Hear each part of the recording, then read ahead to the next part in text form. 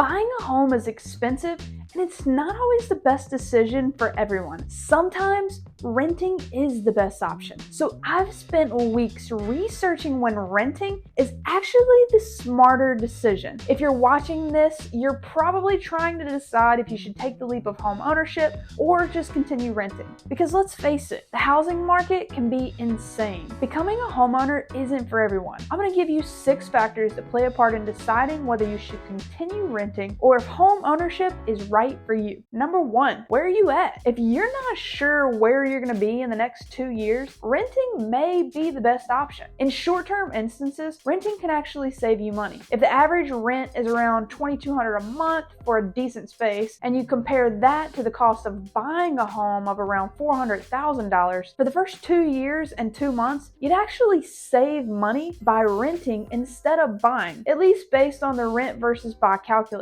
The annual cost of renting for the first year would be around $28,000 versus buying a home costing almost $43,000 that first year. That's a savings of over $15,000. Year 2, you'd save about $1,000, with the annual cost of buying being around $30,000, while the cost of renting would be around $29,000. It's around year 3 that buying a home actually makes more sense than renting, with your annual expenses for buying being around $26,000, while renting would be closer to around $29,500. From this point forward, every year you continue renting, you actually lose money that you would have made from buying a home. By year 5, you would have lost over $17,000, and that's not including the equity you would have made during this time. Either way, you're paying a mortgage, and it's up to you whether it's yours or your landlord's. But if you're not sure you're going to be somewhere for more than 2 years, then renting is still probably the best option. Can you afford the monthly payment? Let's face it,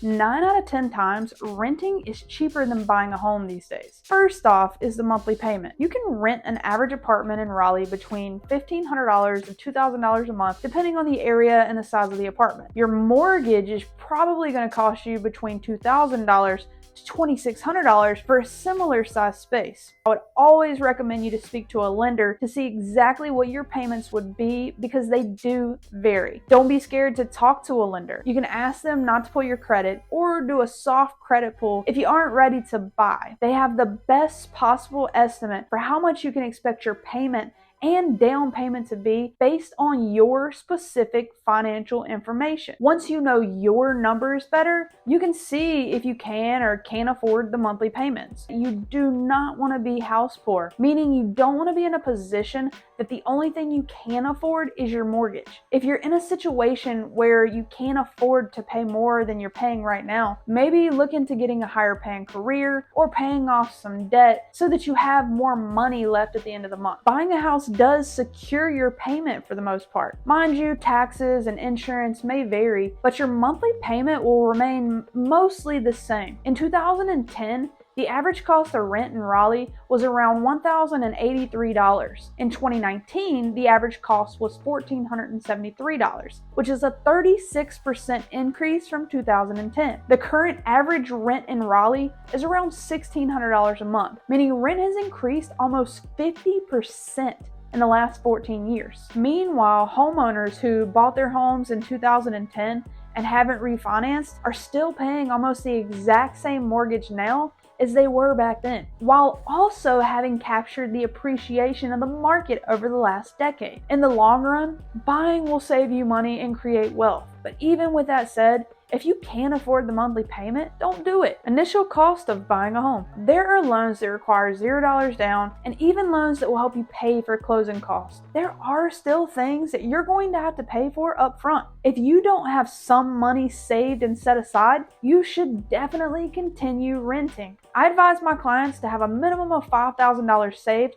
to get started buying a property, and I'd prefer you have around $10,000, but also know some people just kind of struggle with saving money. You're going to have several upfront fees with buying a home. One of these are your inspections. To get a loan, you're going to have a basic home inspection, possibly a termite, and in North Carolina, a radon inspection. If the property has a well and a septic, then that's a whole nother expense. If it's a single family home, I also advise clients to always get a survey to find out where your property lines are. I didn't do this on my first home, and it turned out that a portion of my driveway is actually on my neighbor's property, meaning I'm gonna have to tell the new buyers when I go to sell this property. If I had known this beforehand, I could have probably negotiated for some money back from the sellers. You're also going to need due diligence and earnest money that has to be given as soon as you're under contract. If you want a free copy of my closing costs and expenses estimate sheet, comment below or reach out to the information on the screen. If you do not have money saved for these things, do not waste your time trying to buy a house with a traditional loan.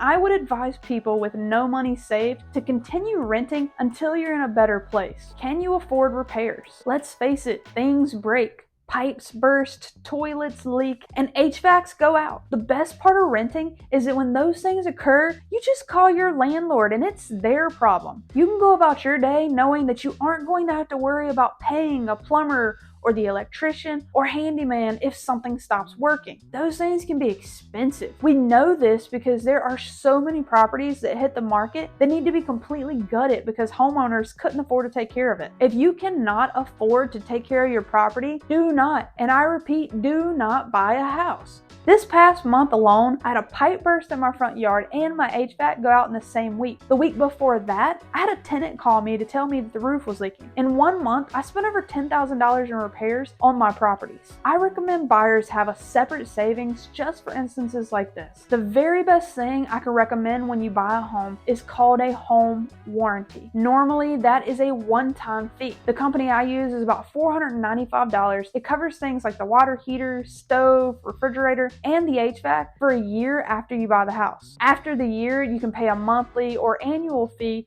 to continue the warranty. You may be able to negotiate to get the sellers to pay for the home warranty as well. You still want to have a little money stashed away in a just-in-case fund. Job stability. The fifth reason you should rent instead of buy is if you don't have a stable income. If you're working a seasonal or temporary job, or you're working a job that you absolutely hate and think you can be fired at any given moment, don't buy a house. The worst case scenario is that you go to buy a house and right in the middle of the transaction, you lose your job and couldn't secure the loan. Then all the money you spent, it's all wasted. In this case, renting is probably the best option until you're in a position in your career or job that you feel secure. The market. During COVID, when house prices were skyrocketing and people were putting tons of money down and offering way over list price, I would tell people that you shouldn't buy unless you have to. That can be a dangerous market, especially in North Carolina, where the due diligence is actually a non-refundable fee. The market has ebbs and flows just like any other financial market. Starting usually in September and going through March, buyers can usually expect a better deal. These months are holiday months and kids are going back to school, so people don't like to move as much. This past December, I was able to get one client $10,000 in closing costs and another client $30,000 in closing costs, which ultimately brought their interest rate down and paid for their attorney fees. It's February when I'm recording this, and I'm trying to get as many people to buy before the end of March as I can. A lot of people talk about waiting until interest rates drop. When interest rates drop, people flood the market and home values actually increase. You can always refinance at a lower rate in the future, but the cost of the house is the cost of the house. If you can, buy in the fall and winter months. You're much more likely to get a better deal. In conclusion, not everyone is in a place to buy, and it's important to make sure you're fully ready. It is a big commitment, and I want to make sure you're in a place that feels good to you. Buying a home should ultimately be an exciting time in your life, and if I'm lucky enough, I'll get to help when the time is right. I hope this information helps you decide whether you want to continue renting or buy. I'll see you soon.